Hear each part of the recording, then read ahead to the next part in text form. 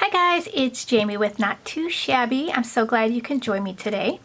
I thought I'd pop on really quick today, share a card, and let you know I have a release day for my Not Too Shabby spring and summer release. So this Saturday is the release day.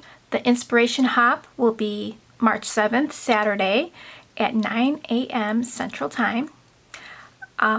I have a premiere up on my YouTube channel, so you could hit that little bell and it will send you a reminder of when the video hop will be live. We've got so many cute projects to share with you guys. I can't wait. I'm going to have a special bundle for the new release, so you can get all 4 stamps at a discounted price, so you get 10% off for buying the bundle.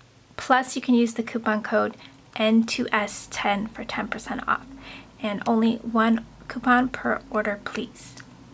So let's share this card that I created today. So I am participating in the Marker 30-Day Challenge by Kathy Rack on Instagram, and this is the first time I'm participating in it, and I'm keeping up with it so far. It's day 5. So I colored in this Stamping Bella image. This is the Journaling Girl. They came out with a new line called the Machi Girls, and there's other images like this one, Party Girl. There's a donut one. There's one that's where she's feeling ill. So if you want to check these out, I'll link it down below. They're in my shop, so you can check out those stamps. It was really fun to color. I had a lot of fun coloring in the hair. I did add some added details with some Prismacolor pencils. I stamped out the sentiment with all my love, and that's an MFT sentiment.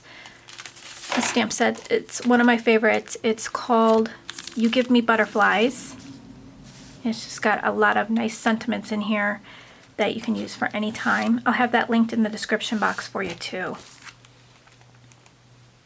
So I really like how this card came out, especially on the little doodled frame and the little hearts there, and then I just colored it in, and I used my Prismacolor pencils for added details like shading on the elbow and stuff like that on the cup, and I think she turned out really sweet.